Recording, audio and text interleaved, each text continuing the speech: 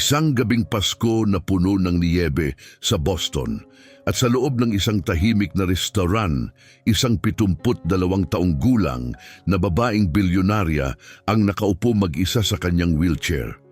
Sa harap niya ay isang napakagandang handang pagkain para sa Kapaskuhan. Ngayoy malamig na at hindi man lang nagalaw. Ang paligid niya ay puno ng katahimikan at kalungkutan. Ngunit hindi nagtagal ang katahimikang iyon. Ilang sandali pa, pumasok sa restaurant ang isang lalaki kasama ang kanyang munting anak na babae. Lumingalinga ang bata nang may pag-uusisa, saka dumiretso sa mesa ng matandang babae. Sa mahinahong tinig, lumapit siya at bumulong, walang dapat mag-isa sa Pasko. Iniabot niya sa babae ang isang handmade na Christmas card. Ang simpleng kilos na iyon ay nagdulot ng init sa puso ng babae, isang init na matagal na niyang hindi naramdaman. Ang mga sumunod na pangyayari ay magiging isang malaking pagbabago sa kanilang lahat. Ngunit bago natin balikan kung paano naganap ang lahat, sabihin muna sa comments kung saan kayo nanonood at pindutin ang subscribe button. Dahil bukas, may inihanda akong talagang special para sa inyo. Sa labas, binalot ng makapal na niyebe ang lungsod ng Boston noong gabing iyon. Sa loob ng Golden Oak Restaurant, ang maiinit na gintong ilaw ay sumasalamin sa makintab na kahoy na mga dingding. Napuno ang lugar ng tawanan, tunog ng nagkikintahang baso at banayad na ugong ng masayang musika. Nagtipon ng mga pamilya sa mga mesang pinalamutian ng hali at kumikislap na mga kandila. Ang mga bata ay nagtatakbuhan sa pagitan ng mga upuan. Ang kanilang kasiyahan ay nagpapaliwanag sa silid na parang mga bituin. Ngunit sa mesa bilang 12, tahimik na nakaupo mag-isa si Rowena de la Cruz. Siya ay 72 taong gulang. Ang kanyang kulay pilak na buhok ay maayos na nakapulupot sa isang bun. Suot niya ang isang maayos na itim na suit, elegante ngunit bahagyang maluwag sa kanyang payat at marupok na katawan. Ang kanyang mga kamay ay nakapatong sa mga sandalan ng wheelchair, bahagyang nanginginig ang kanyang mga daliri dahil sa lamig na tila naninirahan na sa kanyang mga buto. Sa harap niya, hindi nagagalaw ang pagkain, isang perpektong lutong prime rib na 20 minuto ng malamig. Nakatuon ang kanyang tingin sa bakanting upuan sa tapat ng mesa. 5 taon na ang nakalipas, nandun sana ang kanyang asawa na si Roberto. 5 taon na ang nakalipas, nakakalakad pa siya. 5 taon na ang nakalipas, pakiramdam niya ay puno ang buhay. Paulit-ulit na bumabalik sa kanyang isipan ang aksidente, parang isang pelikulang hindi niya kayang ihinto. Ang madulas na kalsada, si Roberto, sa Manibela, ang truck na biglang sumulpot, ang sandali ng banggaan, ang paggising niya sa ospital, hindi na niya maigalaw ang kanyang mga binti. Ang tinig ng doktor, banayad ngunit matatag, na nagsabing hindi na nakaligtas si Roberto. Simula noon, 5 mahabang taon ng rehabilitasyon ng pag-angkop sa buhay sa wheelchair. 5 taon ng pamumuhay sa isang bahay na masyadong malaki at masyadong tahimik. Mula sa katabing mesa, may biglang sumabog na tawanan. Isang ina ang maingat na hinihiwa ang pabo para sa kanyang 2 batang anak na babae. Ang ama naman ay gumagawa ng mga nakakatawang mukha, dahilan para humagikhik ang mga bata. Inabot ng ina ang kamay ng kanyang asawa at marahang hinawakan ito. May kirot na naramdaman si Rowena sa kanyang dibdib. Agad siyang tumingin sa ibang direksyon. Nasa mesa sa harap niya ang kanyang telepono. Walang laman ang screen, walang tawag, walang mensahe. Ang kanyang nag-iisang anak na lalaki na si Rogelio ay nasa France kasama ang bago nitong asawa at ang mga anak ng babae. Nagpadala ito ng text mas maaga noong araw na iyon. Maligayang Pasko, Ma'am. Pasensya na at hindi kami makakapunta ngayong taon. Sa susunod na taon sigurado, mahal ka namin. Sa susunod na taon, ang parehong pangakong ibinigay nito noong nakaraang taon, dinampot niya ang kanyang tinidor, saka muling ibinaba. Inabot ang baso ng tubig, ngunit dahil sa sobrang panginginig ng kanyang kamay, dahan-dahan niya itong ibinaba. Natatakot na baka matapon niya ito at mapansin ng iba. Ang nag-iisang matandang babae na hindi man lang makapaghawak ng baso ng maayos. "Ma'am, okay lang po ba ang pagkain ninyo?" Tanong ng isang batang waiter na biglang lumapit, may pag-aalala sa kanyang tinig. "Oh, ayos lang, salamat," sagot niya magaspang ang boses dahil buong araw siyang hindi nagsalita. "May gusto pa po ba kayo? Dessert po kaya? Kape?" "Hindi na, ang bill na lang po." Nagatubili ang waiter. "Pasko po ngayon. Sigurado po ba kayong ayaw ninyong subukan ang chocolate cake namin? Masarap po talaga yon." Tiningnan niya ang binata. Hindi ito lalampas ng 25 marahil sabik ng matapos ang trabaho at makasama ang sariling pamilya. "Ang bill na lang," muli niyang sabi. Tumango ito ng bahagya at umalis. Inabot ni Rowena ang kanyang pitaka at may nahipo siyang maliit at matigas na bagay. Hinugot niya ito. Sing-sing yon sa kasal ni Roberto. Lagi niya itong dala kahit saan. 43 taon silang kasal. Magkasama nilang itinayo ang De La Cruz Industries mula sa wala. Ibinuhos niya ang lahat dito. Mahahabang araw, mga sandaling hindi niya nakasama ang pamilya, mga sakripisyo. Na-miss niya ang maraming mahahalagang sandali sa paglaki ni Rogelio, mga pagtatanghal sa paaralan, mga laro ng soccer, maging ang graduation nito dahil laging may isa pang meeting, isa pang acquisition, isa pang deal. At para saan? Para maupo sa isang magarang restaurant tuwing Pasko na papalibutan ng tawanan na hindi kanya, kumakain ng pagkaing hindi niya gusto at uuwi sa isang marangya ngunit walang lamang apartment. Hindi niya napigilan ang pag-agos ng luha, mainit, mabilis at walang tigil. Inabot niya ang kanyang napkin, pinupunasan ng mga mata, pilit itinatago ang kanyang mukha. Umiyak sa publiko, nakakahiya. "Paumanhin po, ma'am." Tumingala siya, inaakalang ang waiter na may dalang bill, ngunit sa halip, isang munting batang babae ang nakatayo sa harap niya, marahil 6 na taong gulang, may mapusyaw na blonde na buhok na nakapigtail. Suot nito ang isang luma at kupas na kulay lilang coat na tila masikip na sa kanya at namumula ang kanyang mga pisngi dahil sa lamig. Ang malalaki nitong asul na mata ay nakatingin kay Rowena na may inosenteng pag-aalala. "Ayos lang po ba kayo?" tanong ng bata. Mabilis na pinunasan ni Rowena ang kanyang mga mata. "Ayos lang ako, iha. Salamat." "Umiiyak po kayo," sabi ng bata ng diretso, walang anumang paghusga sa kanyang tinig. "Bakit po kayo malungkot? Pasko po ngayon. Walang dapat maging malungkot sa Pasko." Sa likod niya ay nakatayo ang isang matangkad na lalaki, nasa unang bahagi ng 30. Suot niya ang lumang maong at isang flannel na damit na halatang matagal ng gamit. Ang maitim na buhok ng lalaki ay mukhang ilang linggo nang hindi na pagugupitan. May bahagyang balbas ang kanyang mukha at ang pagod niyang mga mata ay may dalang pag-aalala na hindi dapat pasan ng isang taong kasing bata niya. "Mariana, iha, oras na para umalis tayo," mahinahon niyang sabi habang inilalagay ang kamay sa balikat ng munting bata. "Pasensya na po sa abala, ma'am," dagdag niya, sabay magalang na tango sa babae, pero hindi gumalaw si Mariana. Patuloy niyang tinitigan ang matandang babae gamit ang mga matang malalim at tapat.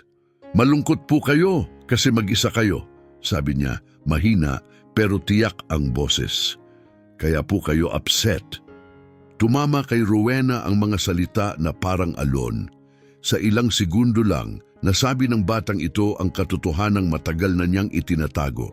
"Mariana, tara na," sabi ulit ng lalaki, mabait ngunit matatag ang tono. Sumulyap siya kay Rowena na may bahid ng hiya. "Paumanin po, aalis na sana kami." Ngunit bago pa man namalayan ni Rowena, nagsalita na siya. Hindi, sandali, sabi niya. Ayos lang, tama siya, mag-isa nga ako. Dumukot si Mariana sa bulsa ng kanyang coat at naglabas ng maliit na bagay na nakabalot sa gusot na piraso ng tissue. Iniabot niya ito gamit ang 2 kamay. Ginawa ko po ito para kay Daddy, sabi niya, pero sa tingin ko mas kailangan niyo po. Nanginginig ang mga daliri ni Rowena habang dahan-dahan niyang binuksan ang maliit na balot. Sa loob ay isang handmade na Christmas card gawa sa nakatiklop na pulang construction paper. Sa harap, iginuhit sa krayola ang 3 stick figure na magkakahawak kamay, isang matangkad, isang maliit at isang malabong halos kalahating iginuhit na figura sa gitna. Sa loob ng card, nakasulat sa nanginginig at hindi pantay na mga letra ang mga salitang ang pamilya ay pag-ibig, maligayang Pasko. Namasa ang mga mata ni Rowena habang tinitingnan ang guhit. Lumabo ang maliliit na figura sa gitna ng kanyang luha. Ginawa ni Mariana yan kaninang umaga, mahinang sabi ng lalaki. Yung nasa gitna, yan ang nanay niya. Pumanaw siya 2 taon na ang nakalipas. Tumingala si Rowena sa kanya.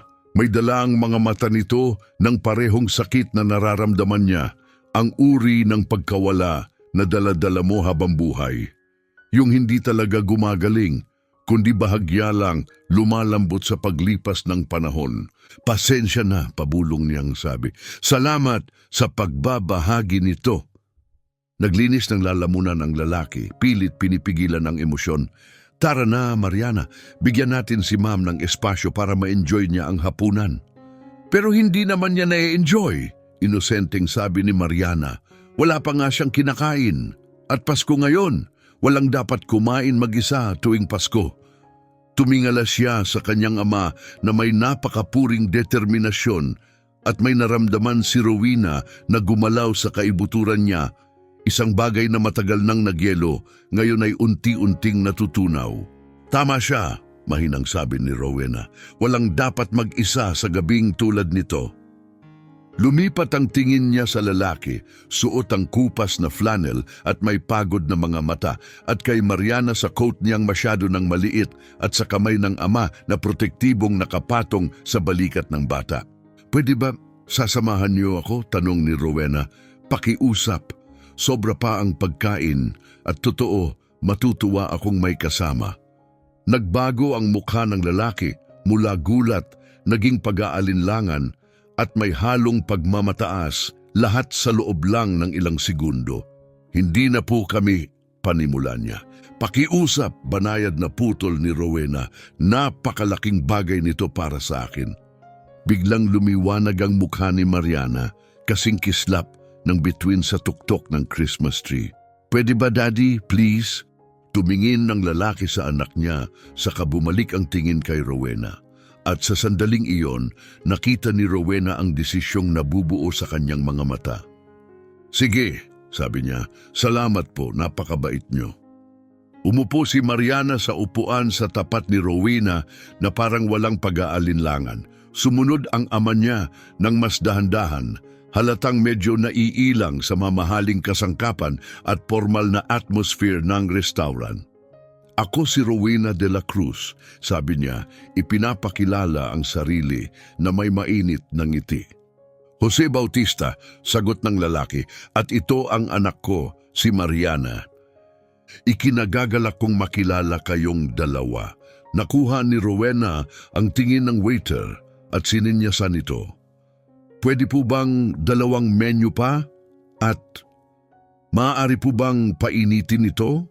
Sabi niya, sabay turo sa kanyang hindi nagagalaw na pagkain. Tumango ang waiter at nagmamadaling umalis. Samantala, naghahalukay na si Mariana sa bulsa para sa kanyang mga krayola. May papel po ba kayo? Masigla niyang tanong. Mariana, huwag mo na siyang abalahin, panimula ni Jose. Ayos lang, sabi ni Rowena, sabay bunot ng maliit na notebook mula sa kanyang bag at iniabot iyon. O iha, gumuhit ka ng anumang gusto ng puso mo. Habang yumuyuko si Mariana at nagsisimula sa kanyang drawing, bahagyang nakalabas ang dila sa sobrang konsentrasyon. Hinarap ni Rowena si Jose. Salamat, mahina niyang sabi. Totoo ang sinabi ko, walang dapat magpasko ng mag-isa. Tinitigan siya ni Jose, wala rin dapat. Sa sandaling iyon, may dumaan na hindi kailangang bigkasin, isang pagkakaunawa. Dalawa silang may mga nawalang hindi basta-basta napapalitan, ngunit patuloy pa ring lumalaban kahit ang bigat ng dalamhati ay hindi tuluyang bumibitaw. Ikwento nyo naman ang tungkol sa inyo, mahinahong tanong ni Rowena. Ano ang nagdala sa inyo rito ngayong gabi? Ngumiti ng bahagya si Jose at sumulyap kay Mariana bago sumagot. Sa totoo lang, maling lugar ang napasukan namin. Medyo nahiya siya. Hinahanap namin ang Murphy's Diner doon lang sa kanto. Nangako akong ilalabas ko si Mariana para sa Christmas dinner pero naputol ang boses niya. Ang lugar na to, medyo hindi namin kaya. Mag-mac and cheese na lang sana kami sa bahay. Masayang dagdag ni Mariana, hindi man lang tumitingin pataas mula sa kanyang drawing. Pero sabi ni Daddy, maglakad muna kami at maghanap ng Christmas lights. Kaya nakita niyo ako sa bintana, sabi ni Rowena, may bahid ng pag-uusisa sa boses. Si Mariana ang nakakita, sagot ni Jose, nakangiting tumingin sa anak niya ng may pagmamahal. May kakaiba siyang paraan ng pag-alam kung kailan may taong nangangailangan ng kaunting tulong. Sakto namang bumalik ang waiter at inilapag ang dalawang menu sa mesa. Sumulyap si Jose at bahagyang lumaki ang mga mata niya sa presyo. Napansin ni Rowena ang pagkunot ng noo nito at ang tahimik na pagkukwenta sa isip. Umorder kayo ng kahit ano, banayad na sabi ni Rowena. Pakiusap, sagot ko. Ma'am, hindi po talaga namin panimula niya. Kaya nyo, mariing putol ni Rowena at nagbago ang tono niya. Iyon bang tunong dati kayang mag-utos sa mga boardroom at negosyo? At gagawin nyo, isipin nyo na lang na pabor sa akin, mahina siyang ngumiti. Napakasama ng Pasko ko kanina bago kayo lumapit. Ito ang unang pagkakataon na ngumiti ako Sa totoo lang, hindi ko na maalala kung gaano nakatagal.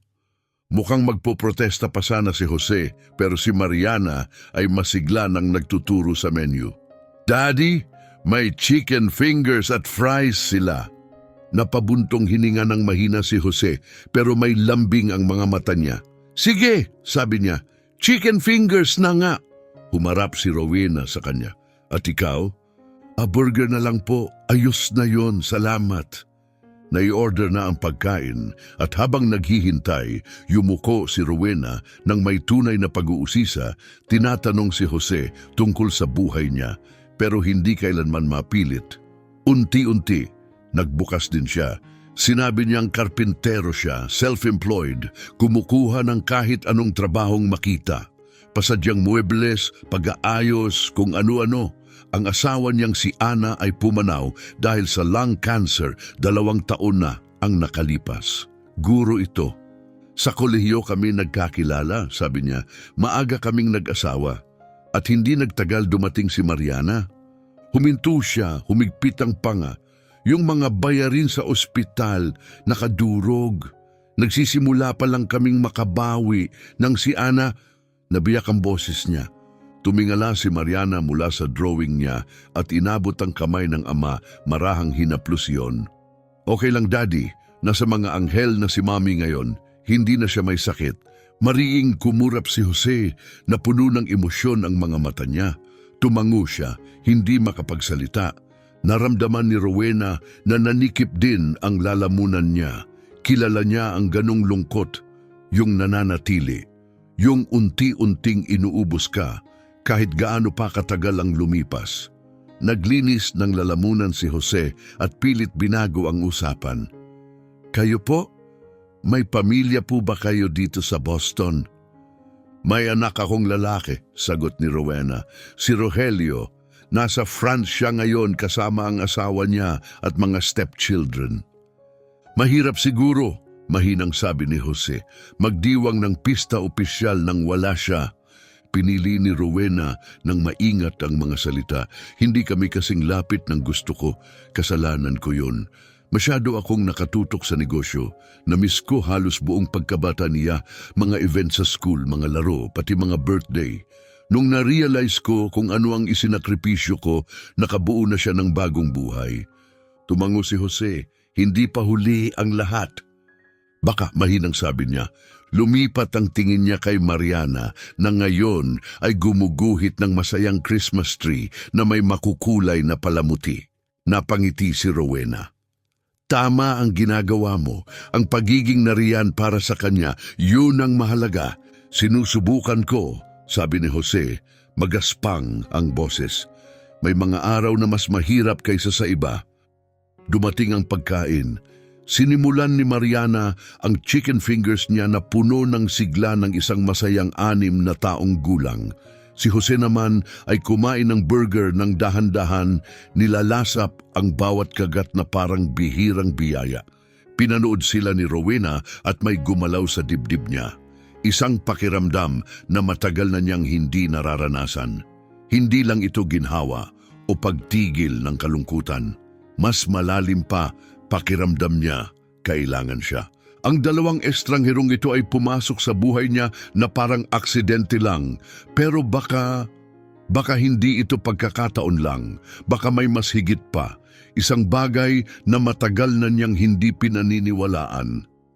Mariana, mahinang tawag ni Rowena. Tumingala ang bata, may ketchup sa baba. Hindi ako kumakain ng gulay para lang alam niyo. Napangiti si Rowena, pero sobra para sa akin. Kailangan ko ng tulong para maubos. Tutulong ka ba? Kumunot ang ilong ni Mariana. Green beans yan. Mabuti yan sa'yo. Automatikong sabi ni Jose. May deal tayo, alok ni Rowena. Kumain ka ng 5 green beans, tapos ikukwento ko sa'yo kung ano ang Pasko nung kaedad kita. Lumiwanag ang mga mata ni Mariana. Talaga? Totoong kwento? Totoo, tango ni Rowena. Okay, sabi ni Mariana, determinado na. Tinusok niya ang isang green bean sa tinidor na parang munting kontrabida at kinain, sabay arte ng mukha. Tumingin siya kay Rowena na naghihintay. Story time! At doon nagsimula si Rowena. Ikinuwento niya ang paglaki niya sa isang mahirap na lugar sa South Boston. Kung paano nagtatrabaho ang nanay niya ng 3 trabaho para maitawid ang pamilya. Kinuwento niya ang Pasko nung 7 siya at talagang naniwala siyang walang regalo. Pero lihim na nag-ipon si Mama buong taon, sabi niya, malambot ang boses. At binilhan ako ng isang regalo, isang simpleng manika. Nasa akin pa rin hanggang ngayon, nasa kwarto ko. Itinago ko ito sa loob ng 65 taon. Dahil pinapaalala nito na mahal ka ng mami mo, mahina at seryosong sabi ni Mariana. Napatingin si Rowena sa kanya, nagulat, tapos tumango.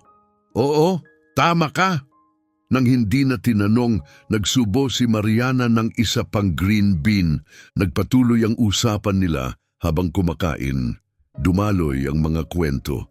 Lumitaw ang tawanan. At napansin ni Rowena na nagbubukas siya ng loob sa paraang hindi niya nagawa sa loob ng maraming taon. Ikinuwento niya ang tungkol sa asawa niyang si Roberto. Saka, nakita niyo ako sa bintana? Tanong ni Rowena, mapagnilay ang tinig. Si Mariana ang nakakita, sagot ni Jose, sabay lingon sa anak niyang may pagmamahal. Alam lang talaga niya kapag may taong nangangailangan ng kabaitan. Para siyang may regalo. Bumalik ang waiter at iniabot sa kanila ang mga menu. Nang tingnan ni Jose ang mga presyo, nag-iba ang ekspresyon niya. Nakita ni Rowena na mabilis itong nagkwenta sa isip. Pakiusap, umorder kayo ng kahit anong gusto niyo. Sabi niya, mabait pero matatag. Sagot ko, ipinipilit ko. Ma'am, hindi po namin pwedeng tanggapin yan. Mahina at maingat na sabi ni Jose. Pwede, sagot niya, ang boses may bigat ng isang babaeng minsang nagtayo ng isang imperyo. At tatanggapin niyo, ituring niyo itong regalo para sa akin. Napakalungkot ng Pasko ko. Hanggang sa dumating kayong dalawa. Ito ang unang pagkakataon na nakaramdam ako ng saya sa loob ng maraming taon. Nag-atubili si Jose pero si Mariana ay masigla nang nagtuturo. Daddy, may chicken fingers at fries sila. Sumuko si Jose sa isang mahinang buntong hininga. Sige na nga, chicken fingers. At ikaw naman? Tanong ni Rowena sa kanya may ngiti. Burger ay sobra na, salamat. Pagkatapos nilang umorder, lumuwag ang pakiramdam nila habang hinihintay ang pagkain. Mas marami pang tinanong ni Rowena tungkol sa buhay nila, banayad at may tunay na pag-uusisa. Unti-unting nagbukas si Jose, ikinuwento niya ang trabaho niya bilang karpintero, kung paanong kinukuha niya ang kahit anong trabaho, pasadyang muebles, pag-aayos, kung ano-ano para lang maitawid ang araw-araw. Ikinuwento rin niya si Ana, ang yumaong asawa niya, at kung paano ito na-diagnose ng lung cancer. Isang taong gamutan, pag-asang nauuwi sa takot, mga gamot na hindi umepekto. Mahina siyang nagsalita, malayo ang tingin. Noong gabing namatay siya, hawak niya ang kamay ko habang si Mariana natutulog sa upuan sa tabi ng kama sa ospital. Huminto siya. Hindi ko alam kung paano ako magpapatuloy. Pero kinabukasan, nagising si Mariana at tinanong kung pwede ba kaming mag-pancakes. At doon ko naisip, hindi humihinto ang buhay. Tumuloy lang talaga. Kahit pakiramdam mo, dapat hindi, dagdag ni Rowena. Tumango si Jose. Oo. Nauwi sila sa isang tahimik na sandali. Hindi awkward. Tahimik lang. Dalawang taong kapwa dumaan sa sakit ng puso at nagkakaintindihan. Pwede po ba akong magsabi ng isa? Biglang sabi ni Mariana. Siyempre, iha, sagot ni Rowena. Kahawig niyo po si lola ko. Hindi ko siya nakilala pero pinapakita ni Daddy ang mga picture. May mababait kayong mata tulad niya. Lumabo ang paningin ni Rowena sa emosyon. Inabot niya ang kamay ni Mariana sa ibabaw ng mesa at marahang hinawakan ang maliit nitong palad. Ang tamis ng sinabi mo, matagal-tagal na ring walang nagsabi sa akin ng ganyan. Nagliwanag ang mukha ni Mariana, tapos bigla-bigla kumanta siya. Silent night, holy night. Maliit ang boses niya, medyo sintonado, pero dalisay. Para kay Rowena, iyon ang pinakamagandang tunog na narinig niya sa loob ng 5 taon. Sumabay si Jose, mas malalim ang boses, steady, humaharmonya sa anak niya. Naglingon ang mga tao sa restaurant. May mga ngumiti, may naglabas ng phone para i-record ang sandali. Pero si Rowena, ipinikit lang ang mga mata at nakinig, puno ang puso. Pagkatapos nilang kumanta, sumabog sa palakpakan ang buong restaurant. Humagikgik si Mariana sa tuwa. Si Jose naman ay mukhang nahihiya pero halatang proud. Binuksan ni Rowena ang bag niya at inilabas ang business card. Iniabot niya ito kay Jose. Gusto kong pumunta kayo sa bahay ko bukas. Kape lang, may gusto akong pag-usapan. Tumingin si Jose sa card. Lumaki ang mga mata niya nang mabasa ang pangalan. De la Cruz Industries. Kayo si Rowena de la Cruz na yon. Oo. Ma'am, hindi ko po siguro. Bukas, 2:00. Nasa card ang address ko, banayad niyang sabi. Tapos humarap siya kay Mariana. May piano ako. Gusto mo ba ng musika? Gustong gusto ko. Kumakanta sa akin si Mommy gabi-gabi. Kaya siguro, pwede kang tumugtog ng piano habang nag-uusap kami ng tatay mo. Tumingin si Jose sa anak niya saka sa card, saka kay Rowena. Sige, sabi niya sa wakas, 2:00. Ngumiti si Rowena. Sa unang pagkakataon sa loob ng 5 taon, nakaramdam siya ng pananabik. May inaabangan siya. Nang tumayo na sila para umalis, niyakap ni Mariana ang leeg ni Rowena. Merry Christmas, Grandma Kathy, pabulong niya. Mahigpit siyang niyakap ni Rowena na langhap ang amoy ng strawberry shampoo at ang inosente ng pagkabata. Merry Christmas, iha. Pinanood niyang lumayo sila, si Jose hawak ang kamay ni Mariana, si Mariana naglulukso-lukso sa tabi niya, 2 taong ginawang di malilimutan ang kanyang malungkot na Pasko. Tumingin si Rowena sa handmade card na ibinigay ni Mariana. 3 stick figure na magkakahawak kamay, ang mga salitang Ang pamilya ay pag-ibig. Oo, naisip ni Rowena. Oo nga. Noong gabing iyon, hindi nakatulog si Rowena. Naupo siya sa tahimik niyang penthouse, 20 palapag sa taas ng lungsod, nakatanaw sa niyebeng, bumabalot sa Boston. Hindi tumitigil ang isip niya. Jose Bautista, 35 taong gulang, balo, isang single father, isang karpintero. Bandang 6:00 ng umaga, tinawagan niya ang assistant niya. Lorna, kailangan kong ipahanap sa iyo ang isang tao. Discreetly, kumpletong background check. Pagsapit ng tanghali, nasa mesa na niya ang report. Binuksan ni Rowena ang file habang nanginginig ang mga kamay.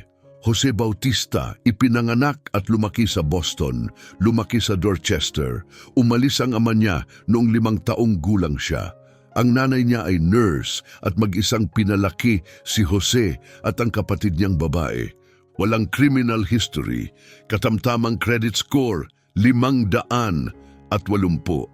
Utang, 180,000 dolyar.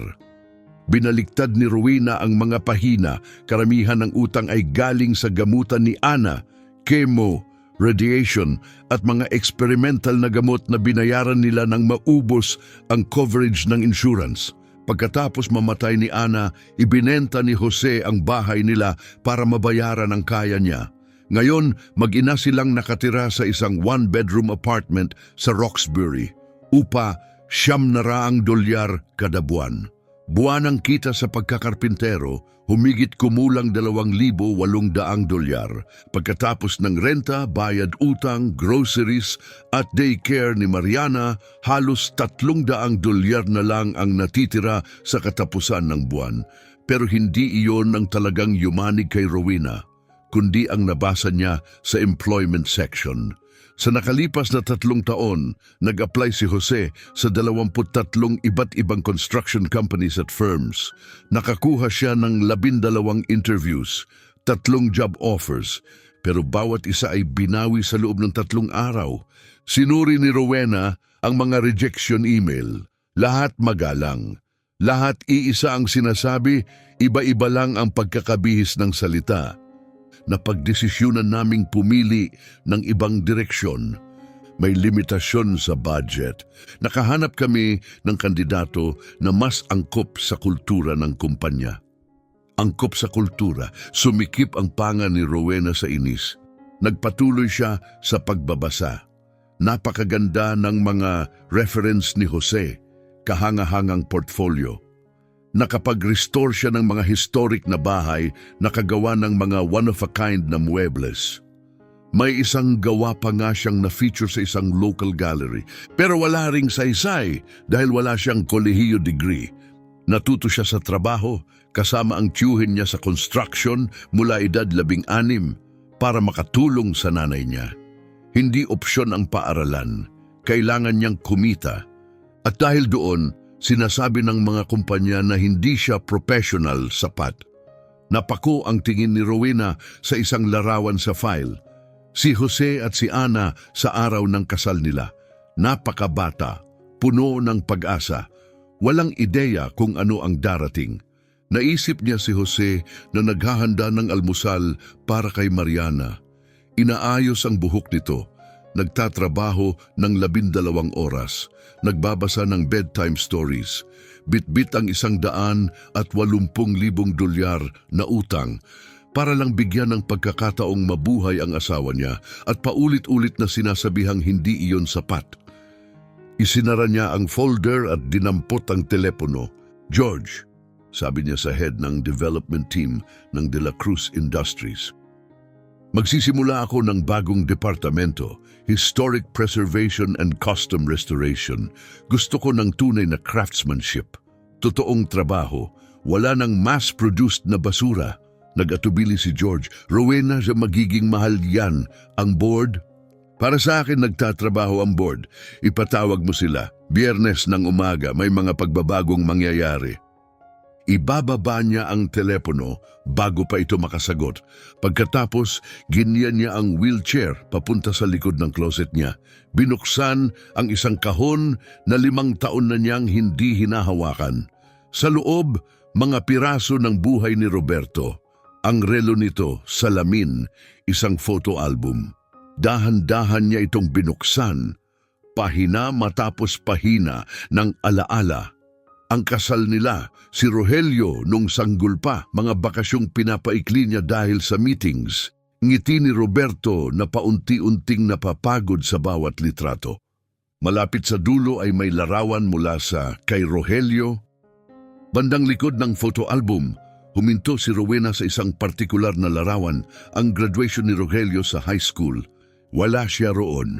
Noong araw na iyon, nasa Chicago siya, nagsasara na naman ng isa pang napakalaking business deal.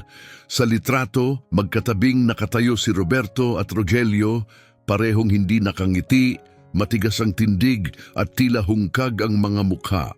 Ang iisang imaheng iyon ang nagmarka ng sandaling nagsimulang gumuho ang lahat, ang araw na tumigil na ang pamilya niya sa paghihintay na dumating pa siya. 2 taon matapos makunan ang larawang iyon, humingi si Roberto ng diborsyo. Nakiusap si Rowena na magbago ang isip niya. Nangako siyang babagal, mas magiging present at sa wakas uunahin ang pamilya. At sa maikling panahon, sineryoso niya ang bawat salita. Pero 3 buwan lang ang lumipas, bumalik na naman siya sa dating gawi, nagtatrabaho ng 18 oras kada araw. Pinipili ang boardroom kaysa hapagkainan, tinatapos ang mga deal imbes na tuparin ang mga pangako. Pagkatapos, dumating ang aksidente at nawala si Roberto. Mula noon, halos hindi na siya kinakausap ni Rogelio. Nakatitig si Rowena sa larawan, nangingintab ang mga mata. "Bigo ako sa iyo," pabulong niyang sabi. "Bigo ako sa inyong dalawa. Pero baka hindi pa huli ang lahat para itama ang mga bagay.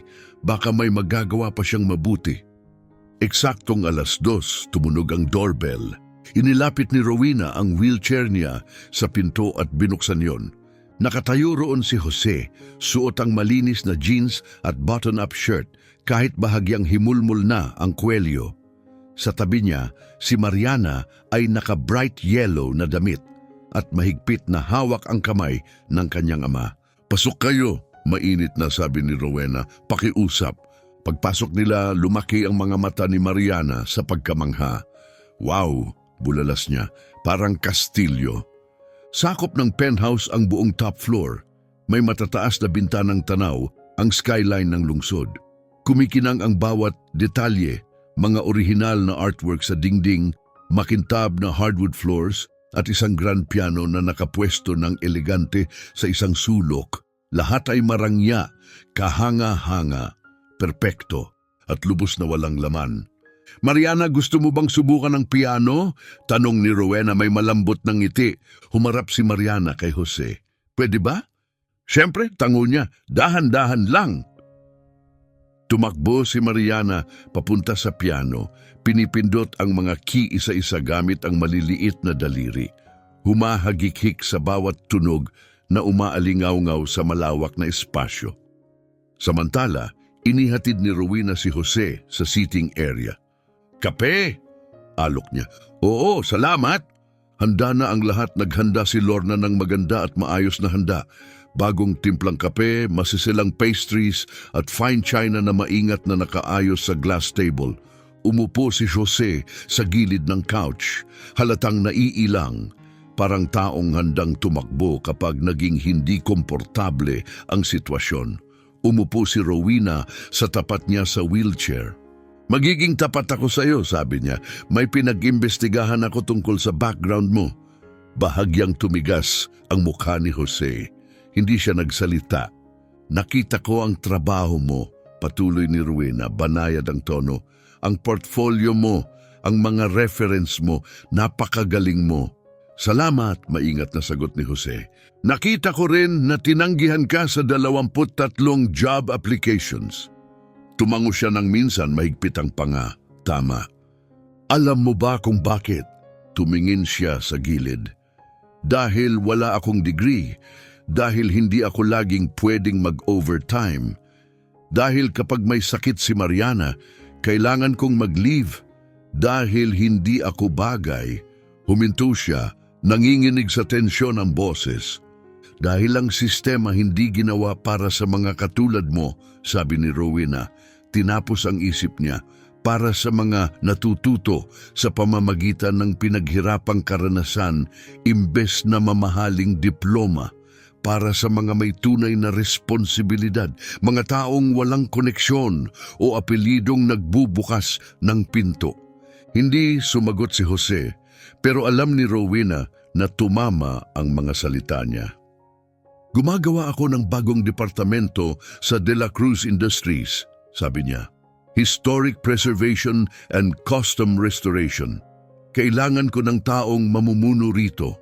Isang taong pinahahalagahan ang craftsmanship. Isang taong nauunawaan ang kaluluwa ng isang gusali kung paano pangalagaan ang kwento nito habang inaangkop sa kasalukuyan.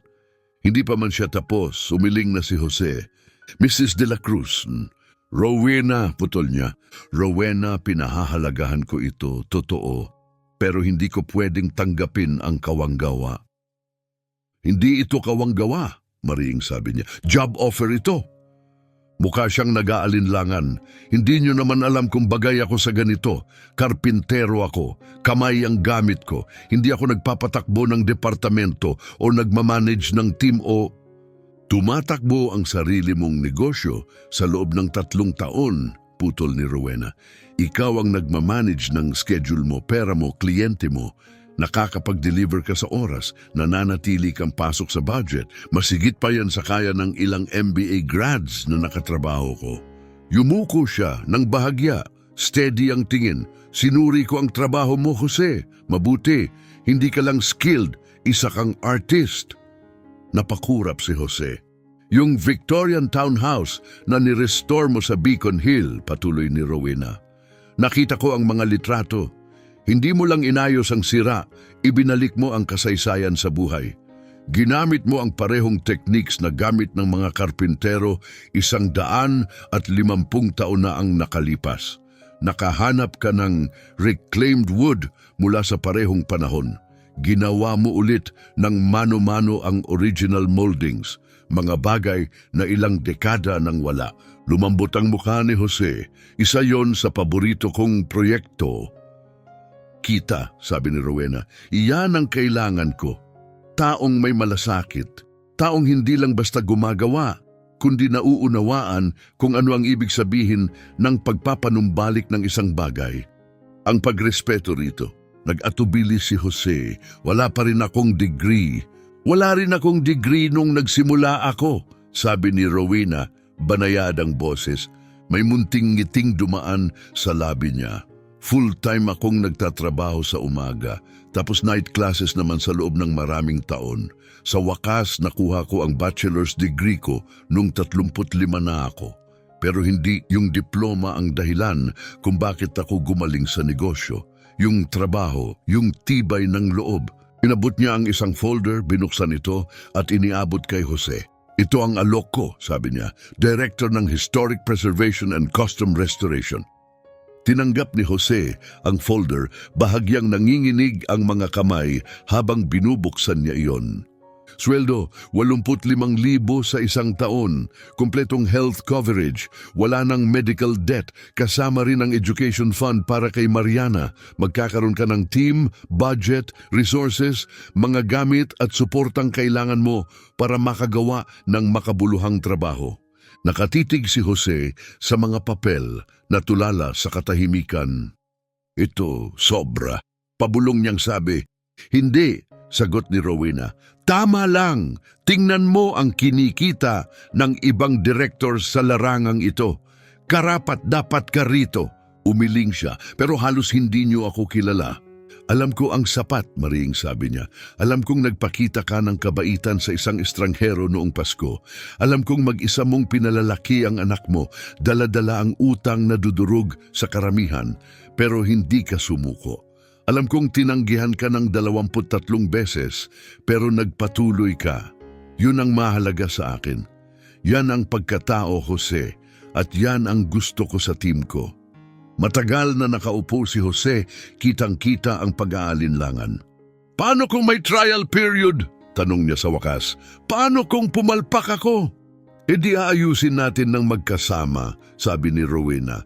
Pero sa tingin ko hindi ka babagsak. Sa totoo lang, naniniwala akong ikaw mismo ang eksaktong kailangan ng kumpanyang ito. Tiningnan siya ni Jose, parang naghahanap ng kapalit o bitag. Kita ni Rowena ang laban sa mukha niya, ang pride na bumabangga sa praktikal na pangangailangan, ang takot na nakikipagsabayan sa pag-asa. Bakit? Tanong niya. Bakit niyo talaga ginagawa ito? Lumingon si Rowena sa grand piano kung saan masayang tumutugtog pa rin si Mariana ng kung ano-anong nota. Kasi kagabi, mahina niyang sabi, tumingin sa akin ang anak mo at sinabing walang dapat mag-isa sa Pasko. At tama siya. Tumama ang tingin niya sa mga mata ni Jose. Nakita niya ako, talagang nakita niya ako. At kayo, nanatili kayo. Wala namang kayong utang na loob sa akin, pero nanatili kayo. Bahagyang nabasag ang boses niya. 5 taon na akong mag-isa, 5 taon na akong nagsisisi na sana iba ang pinili ko. Na sana pamilya ang inuna ko kaysa kumpanya, na sana nandun ako para sa anak ko imbes na habulin ang mga deal at deadline. Huminga siya ng malalim at inabot ang kamay ni Jose. Hinding-hindi ko na mababago ang nakaraan. Pero baka may maitama pa ako ngayon.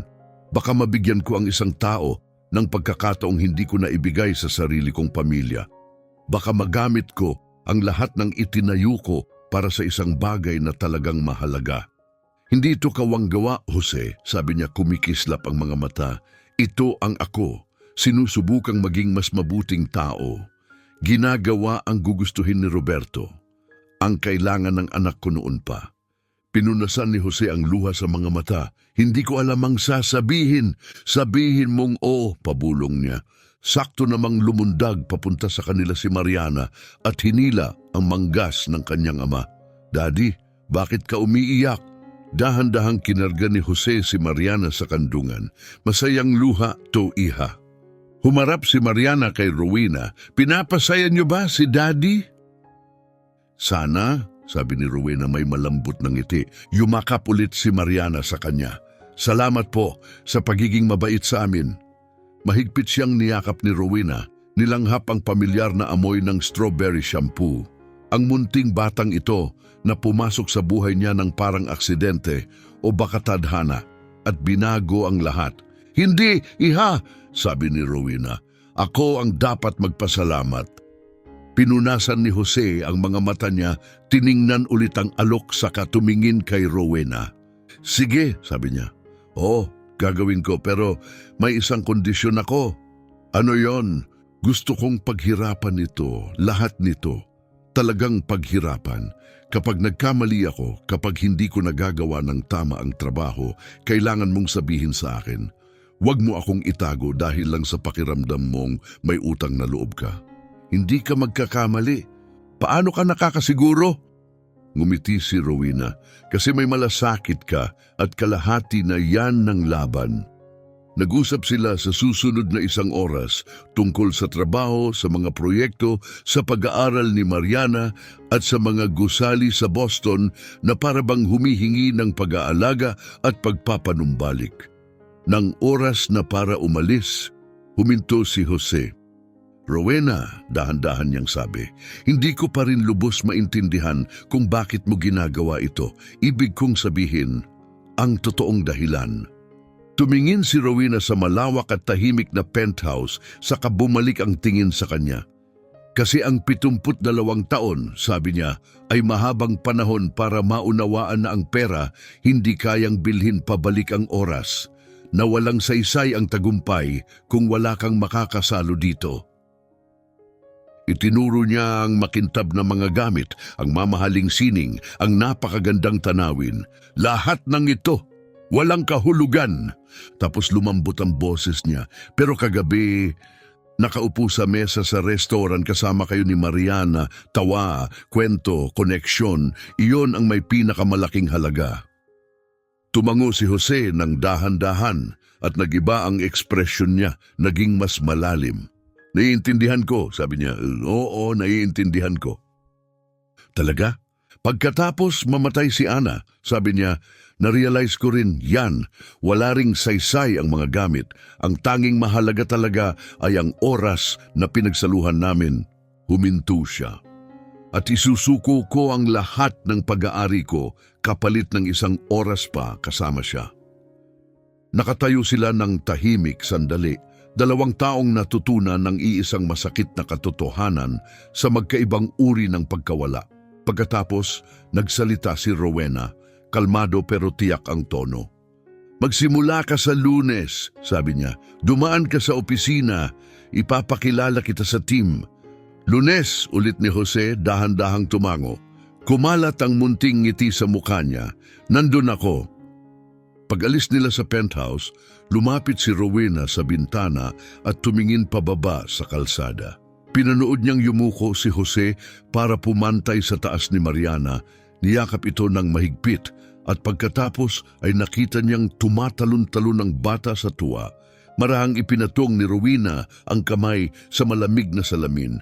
Panoorin mo to, Roberto, pabulong niya. Sa pagkakataong ito, itatama ko na. Lunes ng umaga, alas 8:45 ng umaga, punong tanggapan ng De La Cruz Industries. Nakatayo si Jose sa harap ng matayog na gusaling salamin, kumakabog ang dibdib. Suot niya ang nag-iisa niyang suit, iyon din ang suot niya sa libing ni Ana. Kasya pa naman pero halos sakto na lang. Noong umagang iyon, mahigpit siyang niyakap ni Mariana sa pintuan. Ang galing-galing mo, Daddy, sabi nito. Pinili ka ni Grandma Cathy kasi ikaw ang pinakamagaling. Sana tama ito. Sa loob, kumikislap ang lobby. Marble ang sahig, chrome ang mga detalye.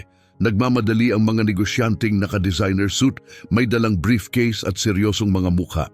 Walang tumingin sa kanya.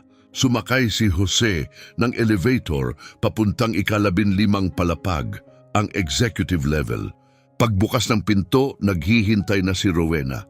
Wala siya sa wheelchair ngayon. Sa halip, nakatayo siya, may tungkod na sandalan. Halatang mahirap, pero nakatayo siyang matatag. Jose, magandang umaga. Rowena, nakatayo ka. Mahina siyang ngumiti. May mga araw na mas magaan kaysa sa iba. At ngayon, isa ito sa mga magagandang araw. Sininyasan niya si Jose. Halika, kilalanin natin ang team. Tumitipan ng pantay ang tungkod niya sa marmol habang naglalakad sila sa hallway. Huminto sila sa labas ng isang conference room na salamin ng dingding kung saan 6 na tao ang nakaupo sa paligid ng mahabang mesa.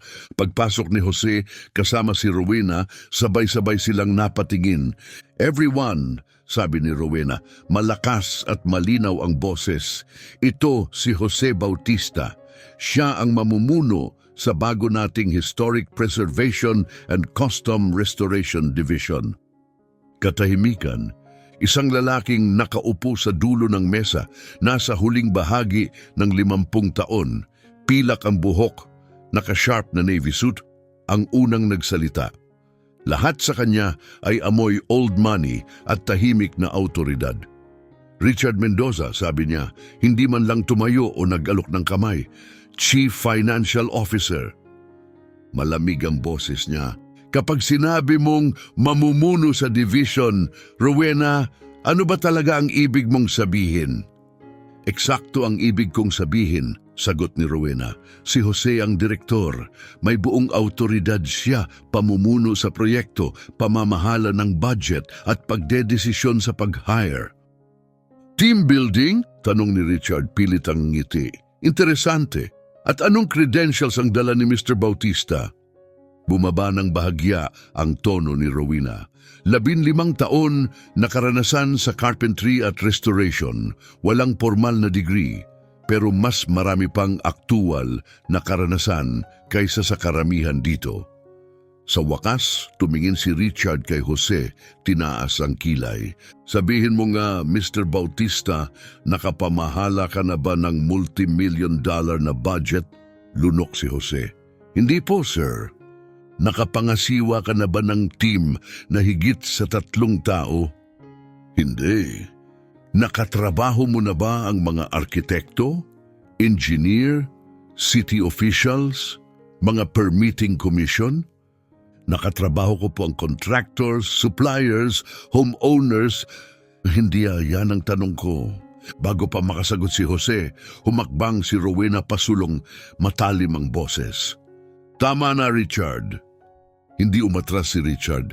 Sa lahat ng respeto, Rowena, ipinapahawak mo sa isang tao na wala ang standard qualifications, ang isang napakalaking division at budget na 6 na numero. Isang taong halos hindi natin kilala. Alam ko ang sapat, sagot ni Rowena, parang bakal ang boses. Talaga, bumaba ang tono ni Richard, o nagde-decision ka dahil sa emosyon, dahil ikaw ay pinigil niya ang sarili. Dahil ako ay Richard, humigpit ang kapit ni Rowena sa tungkod. Tumayo siya at sinalubong ang tingin niya dahil nag-iisa ka at ngayon matapos kang kantahan ng Christmas song ng isang lalaki at ng anak niya, bigla mong naisip na ampunin sila. Natahimik ang buong silid. Naramdaman ni Jose ang init sa mukha.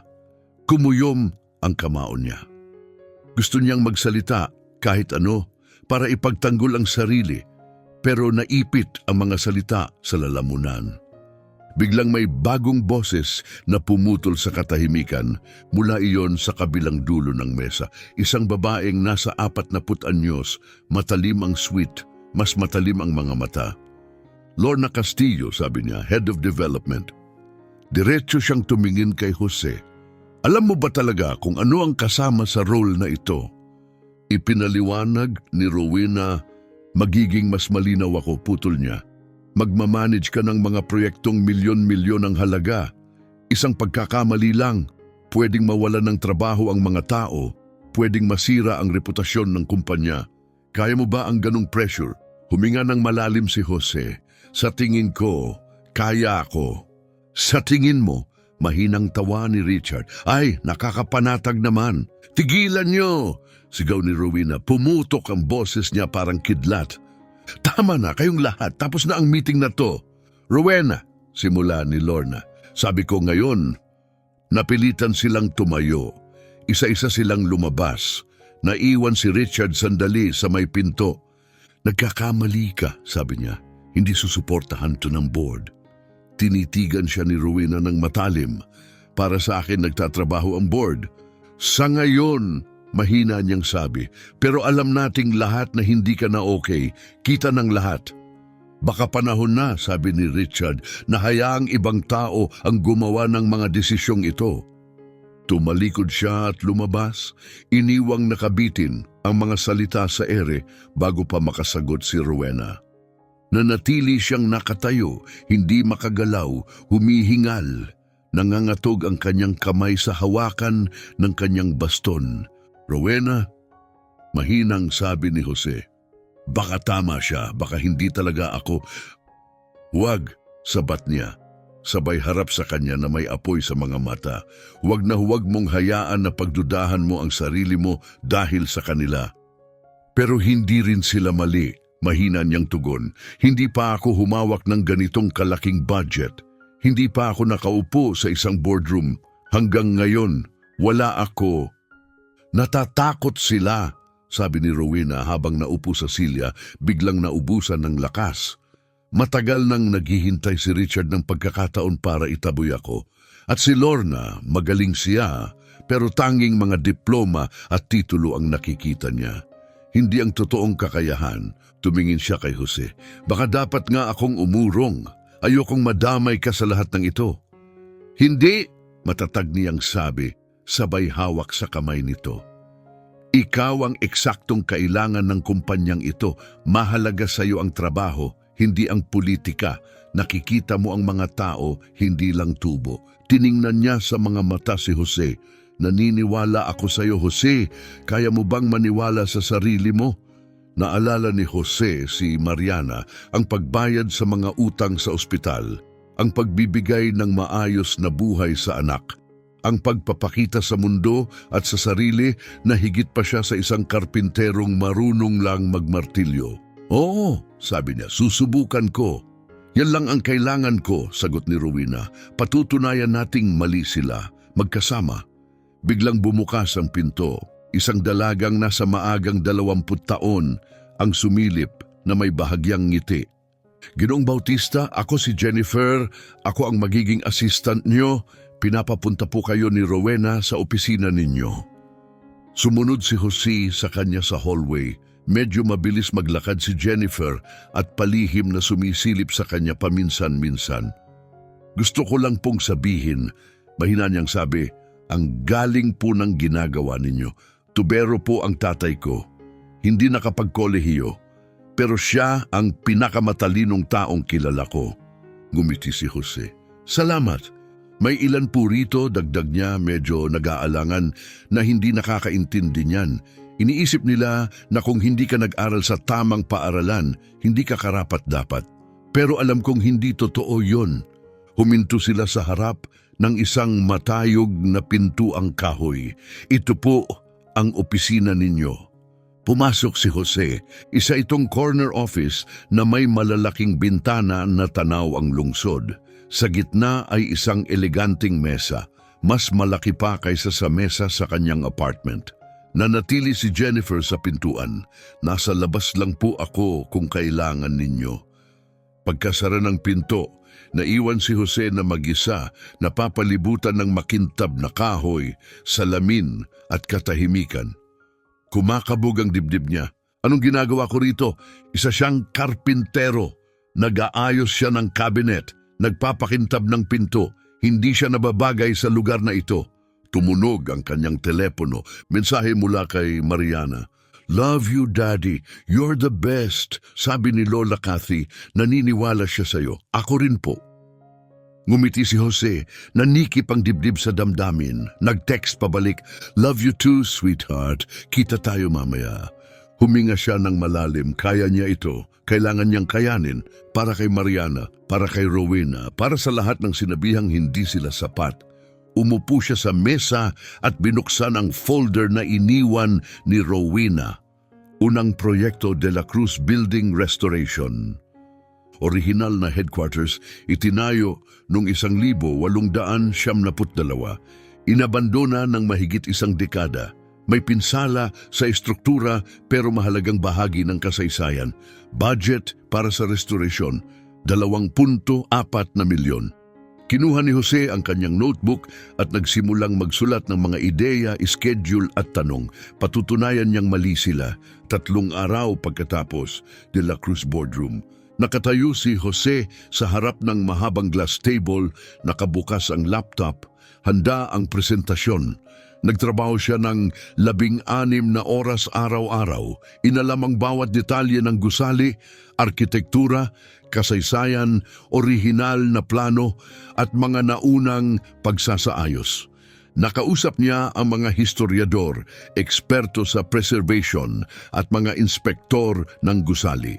Gumawa siya ng plano na nagbibigay galang sa nakaraan ngunit nakatuon sa hinaharap. Ngayon, nakatayo siya sa harap ng 12 taong hindi naniniwalang karapat-dapat siya roon. Nasa dulo ng mesa si Rowena sa kanyang wheelchair, matatag ang tingin, magkasalubong ang mga kamay. Ginoong Bautista, malamig na sabi ni Richard, maaari ka nang magsimula. Basa ng pawis ang kamay ni Jose. Pinunasan niya ito sa pantalon at huminga ng malalim. Ang De La Cruz Building ay itinayo noong 1872. Panimula niya. Isa ito sa huling halimbawa ng Richardsonian Romanesque architecture sa Boston, gawa sa ladrilyo at timber frame. Nangangatog ang boses niya sa simula pero nagpatuloy siya. Sa loob ng 10 taon, bakante ang gusaling ito. Karamihan sa mga nakaraang proposal ay gustong gibain ang loob at magsimula sa simula. Pero kapag ginawa natin yon, sinisira natin ang kwento ng gusaling ito. Pinindot niya ang spacebar at lumabas ang unang slide, isang lumang larawan ng gusali noong kasagsagan nito. Hindi yon restoration, sabi ni Jose. Pagkukunwaring demolition lang yun. Lumipat siya sa susunod na slide na nagpapakita ng structural plans na may kasamang mga iminungkahing upgrade. Ang panukala ko ay panatilihin ang orihinal na estruktura, patibayin ito, ayusin ang mga sira at magdagdag ng modernong sistema, HVAC, plumbing, safety. Mananatili ang karakter, uusad ang gamit. Sumingit si Richard walang emosyon sa tinig. At ang timeline mo? Tumingin si Jose, ngayon ay matatag na, 8 buwan, simula hanggang katapusan. Richard tumawa ng bahagya. Ang huling pagtatayang nakuha natin para sa gusaling yon ay 18 buwan. Kalma lang si Jose. Batay ang pagtatayang yon sa isang kumpletong pagbuwag at muling pagtatayo. Ito ay restorasyon, isang ganap na magkakaibang proseso. At ang budget? Tanong ni Richard.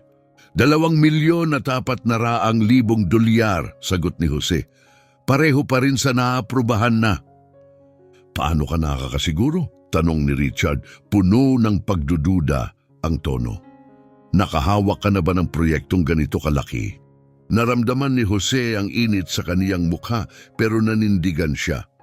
Hindi pa ako nakapamahala ng ganitong kalaking proyekto pero nakipag-usap ako sa mga bihasang inhinyero at kontratista. Pinag-aralan namin ang mga numero, tama, at kaya itong makamit. Sumingit si Lorna. At ang mga permit, kailangan mo ng clearance mula sa iba't ibang preservation commissions. Isinama mo ba ang mga posibleng pagkaantala? Oo, tango ni Jose. Sinimulan ko na ang proseso ng aplikasyon. Tumaas ang kilay ni Lorna nang walang pahintulot ng board. Nagtangka lang akong makatipid ng oras, paliwanag ni Jose. Or baka, sabi ni Lorna ng malamig, hindi mo naiintindihan kung paano gumagana ang corporate protocol. Isang matalim na tunog ang umalingaw-ngaw sa silid, ang tungkod ni Rowena na tumama sa sahig. Hayaan niyo siyang matapos. Ipinagpatuloy ni Jose ang kaniyang presentasyon, ngunit ramdam niya nagbago ang enerhiya sa silid. Hindi na nila pinakikinggan ang ideya niya. Naghahanap sila ng dahilan para baliwalain siya. Natapos siya, tumahimik ang lahat, saka yumuko si Richard pasulong. Ito ay trabahong pang-amateur, sabi niya ng diretso. No offense, Mr. Bautista, pero lampas ito sa kakayahan mo. Hinding-hindi, tugon ni Rowena, matatag ang boses. Siyempre, balik ni Richard, pero malinaw sa iba sa amin kung ano ang nangyayari rito. Tumingin siya sa paligid. Minumungkahi ko na ipagpaliban ang proyekto hanggang magkaroon ng tamang supervision si Mr. Bautista. Siguro maaari siyang sumunod-sunod kay Lorna sa loob ng 6 na buwan. Hindi, sagot ni Rowena matalim ang tinig. Kwalipikado si Jose at matibay ang proposal niya, inaaprubahan ko ito. Hindi mo maaaring, pwede, putol niya, kumpanya ko pa rin ito. Lumamig ang boses ni Richard. Hindi na magtatagal kung patuloy kang gagawa ng mga pabiglang desisyon. Nanigas ang buong silid, lahat ay nakarinig. Tinitigan siya ni Rowena. Ganun ba? Yun pala ang tunay na pakay mo. Rowena, hindi ko ibig... Iyon ang ibig mong sabihin. Dahan-dahan siyang tumayo, mahigpit ang hawak sa tungkod.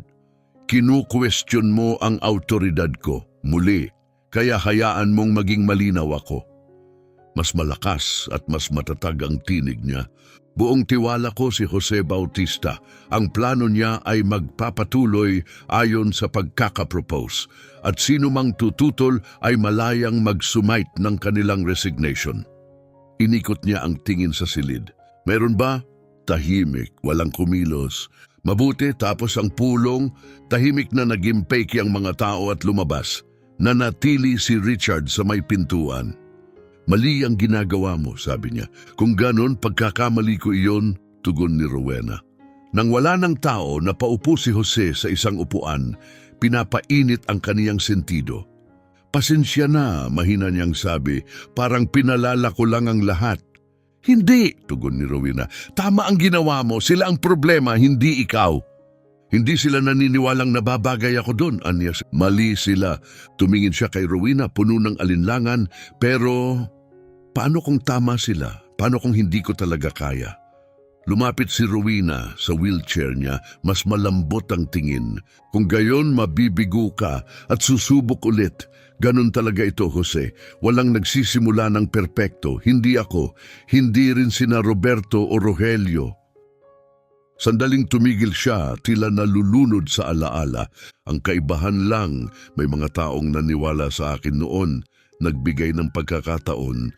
Ikaw, hindi ka nagkaroon noon, hindi hanggang ngayon. Hinawakan niya ang kamay nito. Pero ngayon meron ka na at napakalmot si Jose. Bakit ka ganun naniniwala sa akin?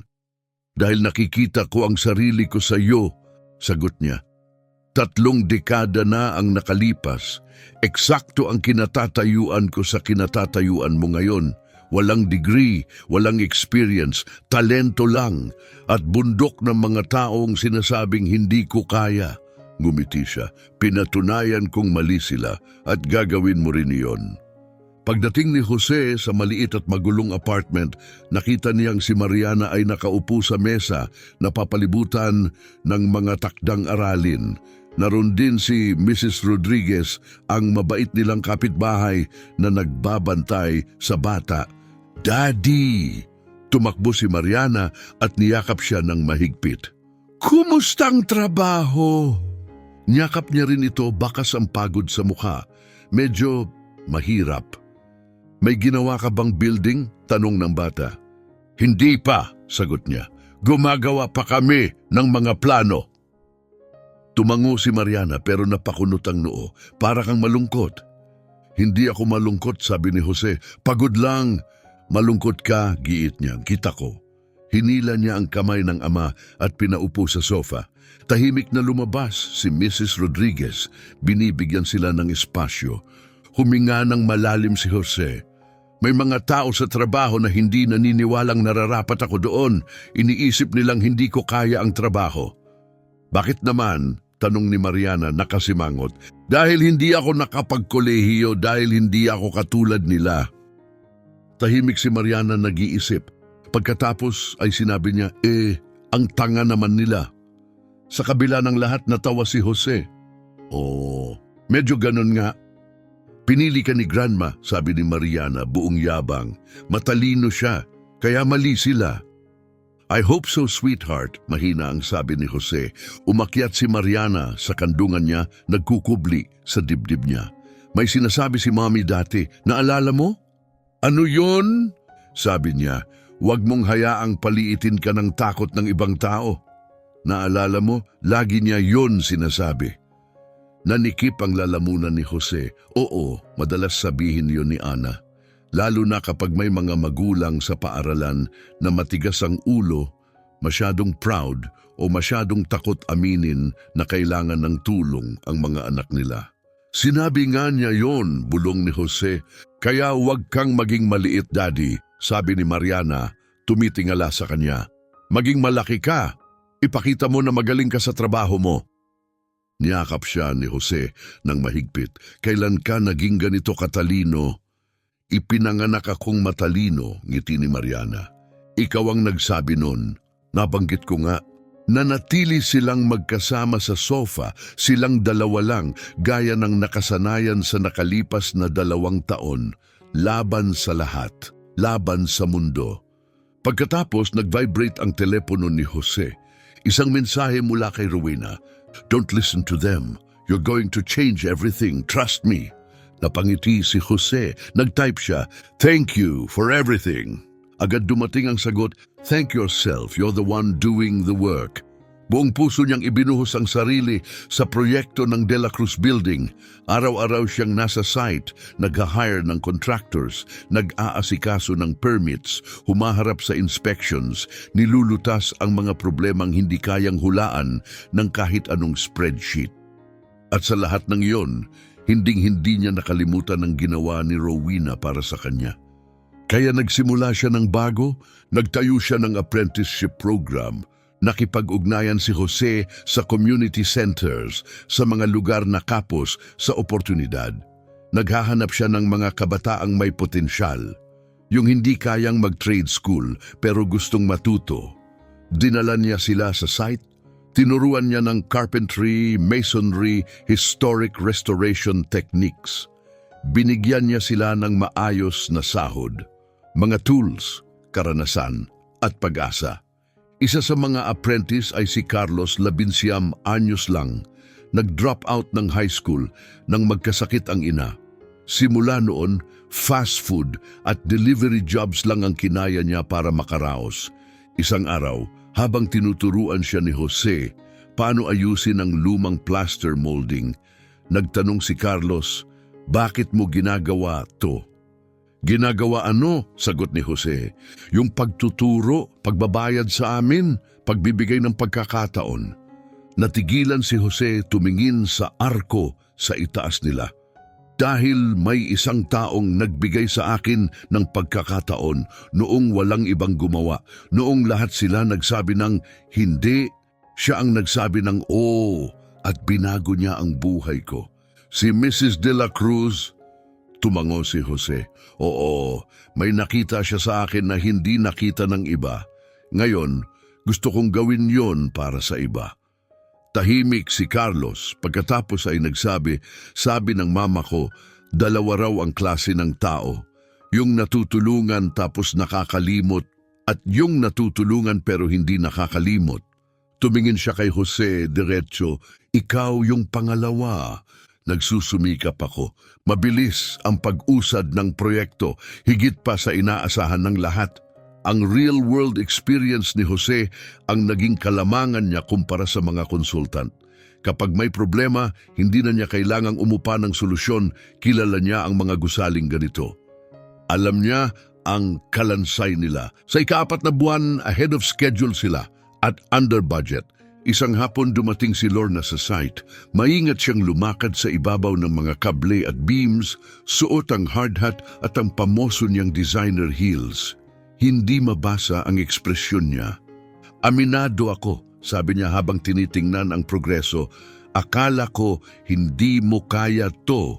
Tumingin siya kay Jose. "Pero mas maganda ang ginagawa mo kaysa sa inasahan ko." Tumingin siya sa mga apprentice. "At itong program mo, unconventional, pero gumagana." "Gumagana nga," sagot ni Jose. Inilahad ni Lorna ang kamay. "Humihingi ako ng paumanhin. Hinusgahan kita bago ko pa nalaman kung ano ang kaya mo." Niyakap ni Jose ang kamay niya. "Salamat, malaking bagay yon. Huwag masyadong lalaki ang ulo," ngiti niya. "May 4 na buwan ka pa. Marami pang oras para guluhin mo lahat." Pero may ngiti sa tinig niya ngayon. Respeto, hindi naman lahat nagbago. Si Richard ay nanatiling hadlang, kritikal, malamig, mabigat. Tinututulan pa rin ang halos bawat desisyon, humihingi ng detalyadong ulat. Laging naghahanap ng dahilan para patunayang hindi karapat-dapat si Jose. Isang umaga, dumating si Richard sa site ng walang abiso. "Mr. Bautista," sabi niya, "maglakad tayo." Sumunod si Jose, papasok. Nagbabago na ang gusali, na-restore na ang brick, nakalitaw ang original beams, modern systems na nakatago sa likod ng preserved aesthetics. Kasaysayan at pag-unlad, magkasabay. "Maganda ang trabaho mo," sabi ni Richard. "Mas maganda kaysa sa inakala ko." "Salamat," sagot ni Jose, nag-iingat. "Pero may problema tayo." Nanikip ang dibdib ni Jose. Anong klaseng problema? Si Rowena. Huminto si Jose. Ano tungkol sa kanya? Hindi maganda ang lagay niya. Gumuho siya nung 1 linggo, 2 gabi sa ospital. Ayaw niyang ipaalam kahit kanino. Bumaba ang tinig ni Richard. Sobra niyang pinipilit ang sarili. Sinusubukan niyang patunayan na kaya pa niyang pamunuan ang kumpanyang ito, pero nauubos na siya. Nag-ipit ang panga ni Jose. Kaya pa niya. Talaga ba? Malamig na tanong ni Richard. 72 na siya. Dumaan siya sa isang matinding aksidente. Kailangan niya ng pahinga, hindi maipit sa power struggles at mga desisyon sa pag-hire. Naningkit ang mga mata ni Jose. Tungkol ba talaga ito sa kalusugan ni Rowena o gusto mo lang ng kontrol? Tumigas ang ekspresyon ni Richard. Mag-ingat ka, Mr. Bautista. Nandito ka lang dahil sa kanya. Kapag nawala siya, wala ka ng proteksyon. Banta ba yon? Katotohanan, sagot ni Richard, walang bakas ng pag-atras. Bawat araw na ginugugol ni Rowena para ipagtanggol ka ay isa pang araw na napapabayaan niya ang sarili niyang kalusugan. Inuubos niya ang natitira niyang lakas para sa'yo. Lumapit siya, binaba ang boses. Kung talagang mahal mo siya, magbitiw ka, umalis ka. Hayaan mo siyang magpahinga. Hayaan mo siyang gugulin ang natitirang oras niya ng tahimik, hindi sa kakalaban para protektahan ang isang karpinterong walang pedigree. Parang umikot ang buong silid kay Jose, lumubog ang sikmura niya. Lumabas ka, sabi niya, nanginginig sa galit. Hindi na tinag si Richard. Pag-isipan mo, sabi niya habang naglalakad papunta sa pinto, kalusugan niya o karera mo. Pumili ka. Diretso siyang nagmaneho papunta sa tahanan ni Rowena. Mabilis ang tibok ng puso. Dahan-dahan siyang binuksan ni Rowena ng pinto. Maputla siya, halatang pagod. Nanginginig ang kamay niyang nakahawak sa tungkod. Jose, tanong niya, puno ng pag-aalala ang mga mata. Anong nangyari? Bakit hindi mo sinabi sa akin? Sabi niya habang pumapasok. Bakit hindi mo sinabi na na-ospital ka? Nag-iba ang ekspresyon ni Rowena. Alam na niya kung sino ang nagsabi. Si Richard. Sabi niya gumuho ka, na masyado mong pinipilit ang sarili mo, na nilalagay mo sa panganib ang kalusugan mo dahil sa akin. Pumasok ka, sabi ni Rowena ng mahina. Umupo sila sa sala, ang parehong lugar kung saan 6 na buwan na ang nakalipas, inalok siya ni Rowena ng trabaho at binago ang buhay niya. Pareho pa rin ang itsura ng bahay, pero ibang-iba na ang lahat. Totoo, pag-amin ni Rowena, gumuho ako, mababa ang dugo ko, pagod. Sabi ng doktor, kailangan kong bawasan ng stress. Kung ganon, hayaan mo akong bumaba sa posisyon, sabi ni Jose. Hayaan mo akong bawasan ang bigat sa'yo. Hindi, mabilis niyang tugon. Rowena, pakinggan mo muna. Hindi, ikaw ang makinig. Putol niya, mas matatag ang boses kaysa sa katawan. Minamanipula ka ni Richard. Matagal na niyang gustong paalisin ako at ngayon ginagamit niya ang guilt para atakihin ka. Kapag nag-resign ka, hindi mo ako tinutulungan, tinatapos mo ako. Napakurap si Jose. Paano mo nasasabi yan? Dahil sa unang pagkakataon sa loob ng 5 taon, may dahilan na akong bumangon tuwing umaga. Ikaw ang nagbigay nun sa akin, si Mariana. Itong proyekto, lumapit siya, nagliliyab ang determinasyon sa mga mata. Ang makita kang nagtatagumpay, ang makita kang pinatutunayan na mali sila, nagpapaalala sa akin na hindi ko nasayang ang buhay ko, na may tunay akong naitayo. Bahagyang nabasag ang tinig niya. Kung gugulin ko ang huling mga araw ko na nakahiga sa kama, hinahayaan si Richard na manalo, hinahayaan na mawala ang lahat ng pinaglaban ko. Mamamatay din naman ako, pero kung ganito, namamatay akong lumalaban para sa isang bagay na mahalaga. Huwag kang magsabi ng ganyan, bulong ni Jose. Bakit hindi? Totoo naman, 72 na ako. Nagkaroon ako ng life-altering accident. Nabubuhay ako sa hiniram na oras. Pero nitong huling 6 na buwan, ito ang pinakamagagandang buwan ko simula nang mamatay si Roberto dahil sa iyo. Hindi ako pwedeng maging dahilan na mapahamak ka, sabi ni Jose. Paano kung hindi ako sulit? Paano kung mabigo ako? Hindi ka mabibigo, matatag niyang sabi. Hindi mo alam yon. Alam ko, giit ni Rowena, dahil nakita kita, nakita ko ang mga oras na inilalaan mo, ang paraan mo pagturo sa mga apprentice, mas may malasakit ka pa kaysa sa mga senior manager na na-hire ko. Nakita ko kung paano mo nilulutas ang mga problemang hindi masagot ng engineers. Hindi lang talento meron ka, may puso ka. Hinawakan niya ang kamay niya mahigpit. Magiging matagumpay ka, Jose, at kapag nangyari iyon, babaguhin mo ang industriyang ito. Patutunayan mong hindi kailangan ng degree para maging magaling, na mas mahalaga ang dedikasyon at passion kaysa resume. Lumingon si Jose, namumuo ang luha. At kung mamatay ka dahil dito? Napatigil si Rowena. Mahina ang boses niya nang muli siyang magsalita. Kung ganon, mamamatay akong masaya. Ngumiti siya malumanay.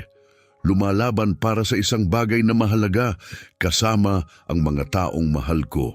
Mas higit pa iyon kaysa sa anumang meron ako nitong mga nakaraang taon. Tumunog ang telepono ni Jose. Tiningnan niya ang screen. Daycare ni Mariana, sabi niya bago sagutin. Mr. Bautista, wika ng nasa kabilang linya. May lagnat si Mariana. Maaari po ba ninyo siyang sunduin? Paparating na ako. Agad siyang tumayo. Kailangan kong umalis. Siyempre, ayos lang ba siya? Lagnat lang, sabi niya. Gagaling din. Tumayo rin si Rowena, sumusuporta sa sarili gamit ang tungkod. Jose, pag-isipan mo ang sinabi ko. Pakiusap. Huwag kang magbitiw. Huwag mong hayaang manalo si Richard. Pag-iisipan ko, pangako niya. Inuwi niya si Mariana at pinahiga sa kama. Mainit ang balat ng bata, namumula ang pisngi, 102 degrees. Binigyan niya ng gamot, saka umupo sa tabi, marahang pinupunasan ng basang tela ang noo nito. Binasag ng maliit na tinig ang katahimikan. Daddy? Yeah, baby? Tell me about mommy. What do you want to know, sweetheart? Malumanay na tanong ni Jose. Kumurap si Mariana, mainit pa rin ang pisngi dahil sa lagnat. Matapang ba si Mami? Ngumiti si Jose kahit masakit ang lalamunan. Pinakatapang na tao na nakilala ko, lalo na noong may sakit siya. Tiningnan ni Mariana ang mukha niya, pagod ang mga mata. May sakit din si Grandma Rowena. Matapang ba siya? Oo, sagot ni Jose, hinahawi ang buhok mula sa noo niya. Sobrang tapang. Kung ganon kailangan maging matapang ka rin, tulad nila. Sinusubukan ko, baby. Pumikit ng mabigat ang mga mata ni Mariana. Try harder. Unti-unti siyang nakatulog. Gusto ni Mami maging matapang ka. Magdamag na nanatili si Jose sa tabi niya, hawak ang malamig na bimpo sa noo ng anak. Pinapanood niya itong matulog. Iniisip kung ano ba talaga ang ibig sabihin ng pagiging matapang, hindi lang ang pagharap sa panganib, kundi ang paninindigan, pagharap araw-araw at pakikipaglaban para sa isang bagay na mas malaki kaysa sa sarili mo. Pagsapit ng umaga, nawala ang lagnat. Pagmulat niya, naghanap agad siya ng pancakes. Natawa si Jose, naghanda ng almusal, tinulungan siyang magbihis para sa school, at doon siya nagdesisyon. Kinuha niya ang telepono at tinawagan si Rowena. Hindi ako magre-resign, sabi niya. Narinig niya ang marahang pagbuga ng hangin, paghinga ng ginhawa. Salamat.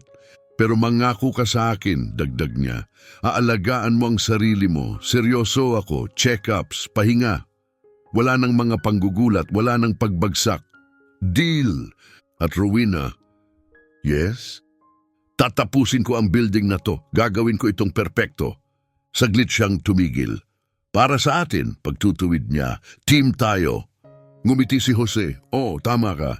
Tapos na ang restorasyon. Hindi lang ito maganda, ito ay nakapagbabago. Naibalik ang kinang ng orihinal na brick walls. Kumikinang ang kahoy na sahig, parang bumalik sa 1,872.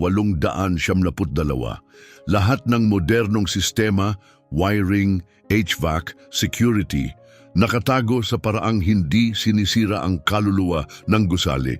Pero ang pinaka-nakakamangha ay yung hindi mo agad makikita. Ganap na accessible ang buong gusali. Mga rampang nakahalo sa disenyo, malalapad na pintuan, elevators na mukhang service shafts, accessible bathrooms na hindi mukhang isiniksik lang. Gusaling ginagalang ang nakaraan habang isinasama ang lahat sa kinabukasan. Ang grand reopening ay itinakda para sa Nobyembre 23 bago mag-Thanksgiving. Ipinilit ni Rowena na makadalo kahit 2 beses pa siyang naospital sa mga nagdaang buwan. Maagang dumating si Jose, kumislap ang pulang brick sa sikat ng araw, kumintab ang salamin. Nadatnan siya ni Jennifer sa loob. Mr. Bautista, sabi niya, may naghahanap po sa inyo. Isang lalaki ang lumapit. Nasa mid-40s, mamahaling suit, matatalim na features, pamilyar na mga mata. Kayo siguro si Jose, sabi niya. Ako si Rogelio de la Cruz, anak ni Rowena. Nagkamay sila. Tumingin si Rogelio sa paligid, sa restored na gusali, sa linis, sa init ng espasyo.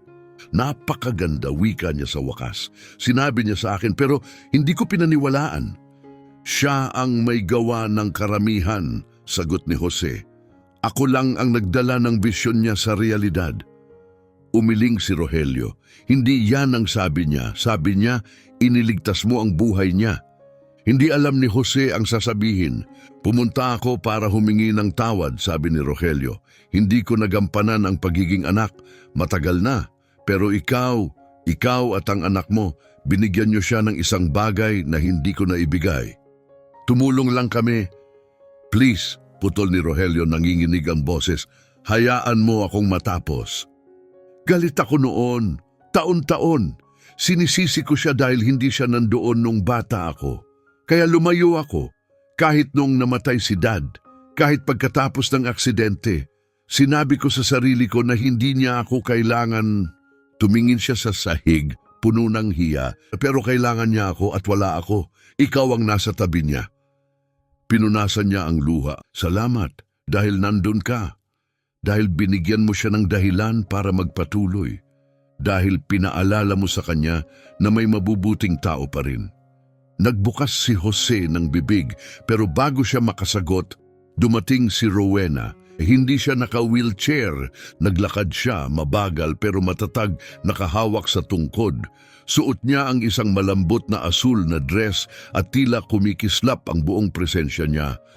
Mas buhay siya ngayon kaysa dati. Kasama niya nakahawak sa braso, si Mariana. Daddy! Sigaw ni Mariana habang tumatakbo papunta sa kanya. Naglakad si Grandma Rowena mula sa kotse. Ngumiti si Rowena sa kanya. Gusto kong pumasok sa gusaling ito gamit ang sarili kong mga paa. Paglingon niya, nakita niya si Rogelio. Napahinto siya. Rogelio, mahina niyang sabi. Bakit ka narito? Para makita ang building mo, sagot ng anak, at para humingi ng tawad. Nanatili silang nakatayo, napakaraming taong sakit sa pagitan nila. Pagkatapos binuksan ni Rowena ang mga bisig.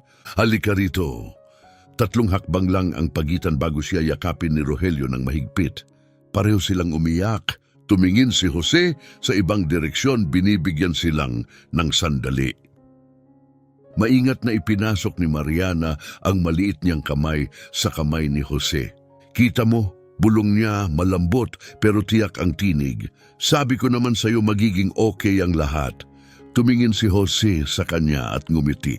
Tama ka, sweetheart. 500 bisita ang pumuno sa bagong restore na De La Cruz Building. Nagbigay ng talumpati ang alkalde. Nagbahagi ng mensahe ang head ng Historical Society. Pero ang sandaling hinihintay ng lahat ay nang tumayo si Rowena sa podium. Gumalaw si Jose para tulungan siyang makatayo. Umiling si Rowena at itinaboy siya ng banayad. Mahigpit ang hawak sa tungkod, tumayo siya, mag-isa pero matatag. 30 taon na ang nakalipas, panimula niya, itinayo ko ang De La Cruz Industries mula sa wala. Isang paupahang property, isang vision, isang babaeng sinabing walang kakayahan, masyadong bata, kulang sa karanasan at babae pa. Lumitibay ang boses niya, tumatapang bawat salita. Pero napatunayan kong mali sila at habang tumatagal, higit pa sa mga gusali ang naitayo ko. Nagtayo ako ng yaman, nakilala ako, nagkaroon ako ng pangalan. Sandali siyang tumigil, tila napapabalik ang isip. Pero sa proseso, nawala ang mga tunay na mahalaga. Nawalan ako ng taon kasama ang anak ko. Namatay ang asawa ko sa aksidente. Isang aksidenteng baka naiwasan ko kung nandoon lang ako. At unti-unti, nawala ako. Hinahanap ng mga mata ni Rowena si Jose sa madla. Noong nakaraang Pasko, nakaupo lang ako ng mag-isa sa isang restaurant. Naawa sa sarili. May lumapit sa akin na isang maliit na batang babae at may sinabi, walang dapat mag-isa sa Pasko. Ngumiti siya at nakangiting lumiwanag si Mariana sa front row, nakapulupot ang maliliit niyang kamay. Yung batang iyon at ang ama niya ang nagpabalik sa akin ng isang bagay na nakalimutan ko, kung ano ang tunay na mahalaga. Tao, kabutihan, koneksyon. Ang paggamit ng mayroon ka para iangat ang iba, hindi para magsara ng pinto. Tinuro niya ang paligid ng gusali. Ang lugar na to ay higit pa sa restorasyon. Isa itong pangako. Pangakong gagawin ng De La Cruz Industries ang tama. Magbibigay kami ng oportunidad sa mga may talento, anuman ang pinanggalingan nila. Pangakong poprotektahan namin ang kasaysayan habang bumubuo ng hinaharap na bukas para sa lahat. Tumingin siyang muli kay Jose. 6 na buwan na ang nakalipas, nag-hire ako ng lalaking sinabi ng lahat na kamalian ko. Isang karpinterong walang degree, isang single dad na baon sa medical debt. Lalaking tinanggihan ng system ng 23 beses. Gumiti siya buong pagmamalaki at napatunayan niya na mali silang lahat. Pumalakpak ang buong audience, malakas, masigla. Natatapos niya ang proyektong ito ahead of schedule at under budget. Nagsanay siya ng dos-dosenang apprentices. Mga kabataang ngayon ay may tunay na trabahong haharapin.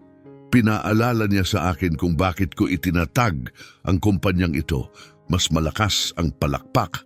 Tinaas ni Rowena ang kamay, humihiling ng katahimikan. Pero higit pa sa lahat, binigyan ako ni Jose Bautista ng isang bagay na akala kong nawala na sa akin magpakailanman, isang pamilya. Tumitig siya kay Mariana. Pinaalala nila sa akin kung ano ang tunay na mahalaga, hindi mga gusali, hindi pera, hindi tagumpay. Nabiyak ang boses niya, kundi pag-ibig, koneksyon, ang pagpapakita sa buhay ng ibang tao, yan ang nananatili. Humarap siya muli sa audience, kaya oo, nandito tayo para ipagdiwang ang gusaling ito. Pero mas mahalaga, ipinagdiriwang natin ang second chances at ang tapang na kailangan para ibigay ang mga iyon. Nagpalakpakan ng lahat, malakas, umaalingaw-ngaw. Tumayo ang mga tao, nakatayo si Jose sa tabi ni Mariana, tumutulo ang luha sa kanyang pisngi. Bumaba si Rowena mula sa podium, tinulungan siya ni Rogelio sa huling hakbang, dahan-dahan pero tiyak ang paglakad niya papunta kay Jose. Salamat, sabi niya, sa lahat sa paniniwala sa akin. Yumakap si Mariana sa baywang ni Rowena.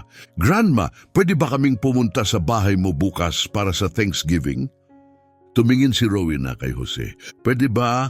Gustong-gusto namin, sagot niya, nanginginig ang boses.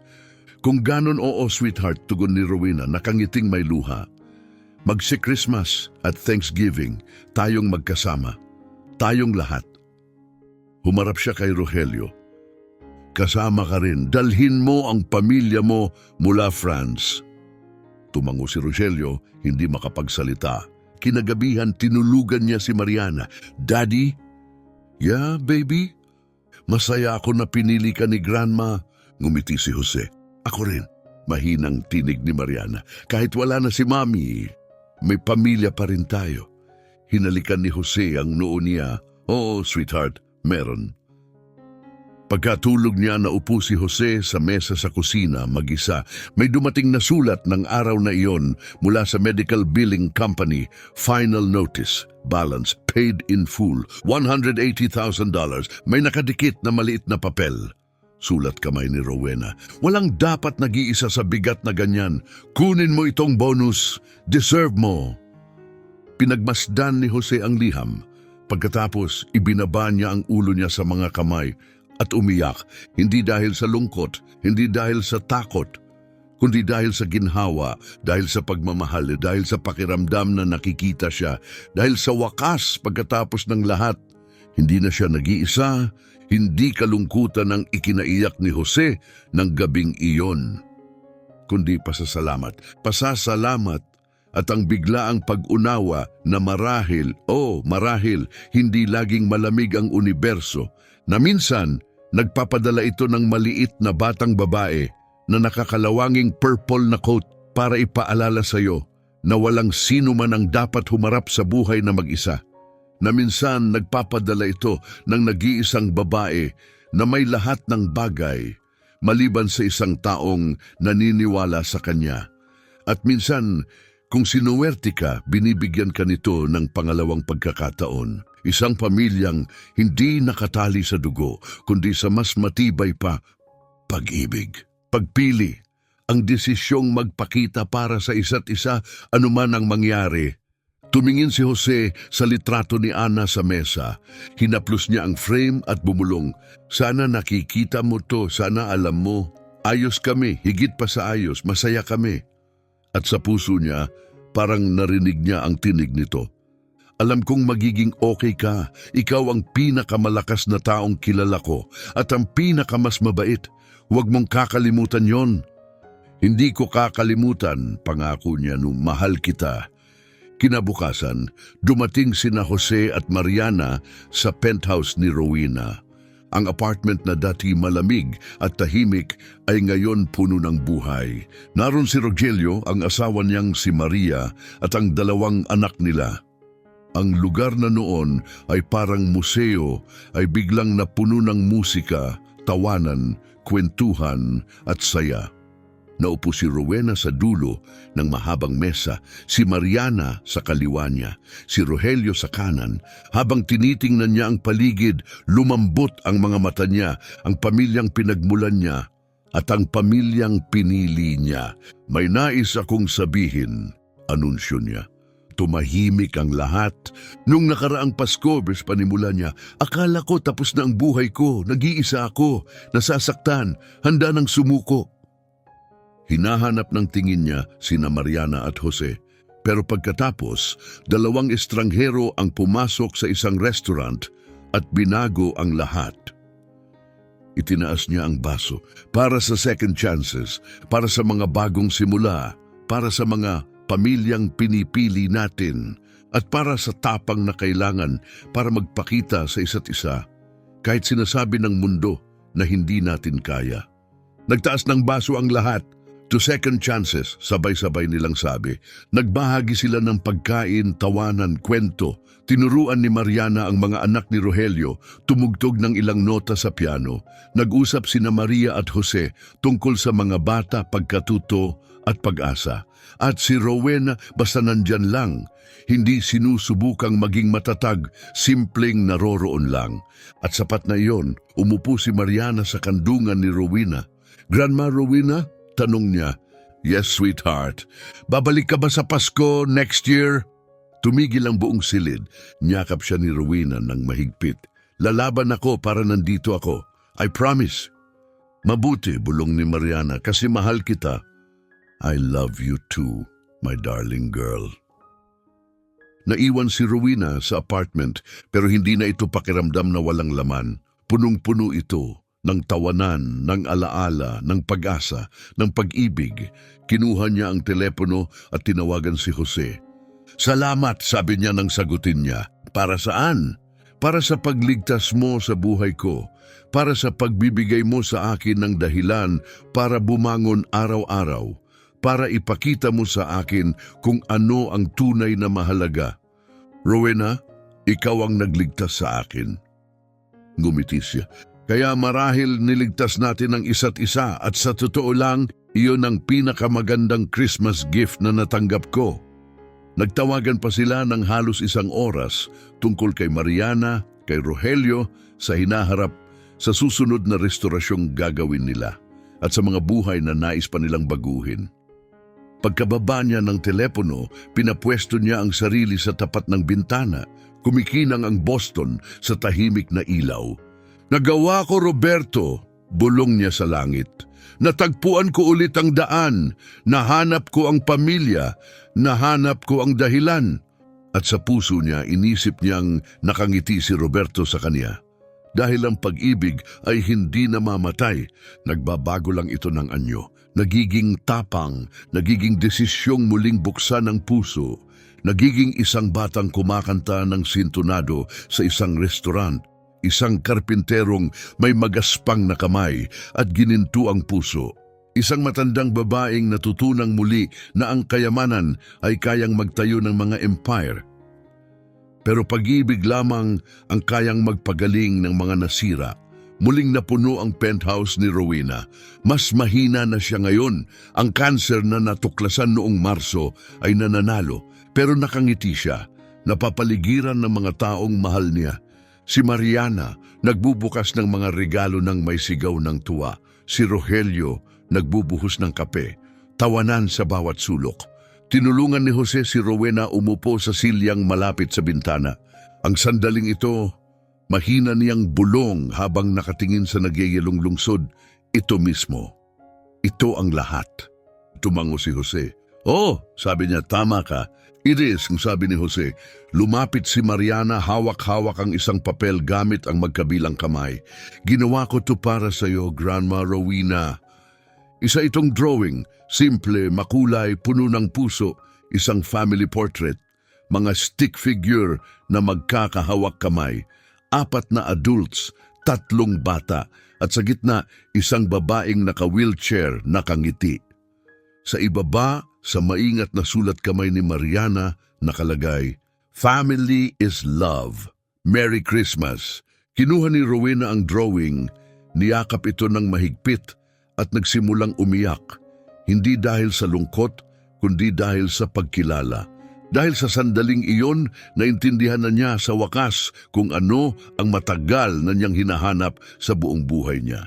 Hindi iyon tagumpay, hindi kayamanan, hindi mga gusali, kapangyarihan o prestihiyo. Ito iyon, pag-ibig, pamilya, koneksyon, ang tapang na buksan ng puso, ang karunungang hayaang pumasok ang ibang tao. At ang biyayang maunawaan na minsan, ang pamilyang kailangan mo ay hindi yung pinagmulan mo, kundi ang pamilyang pinipili mo.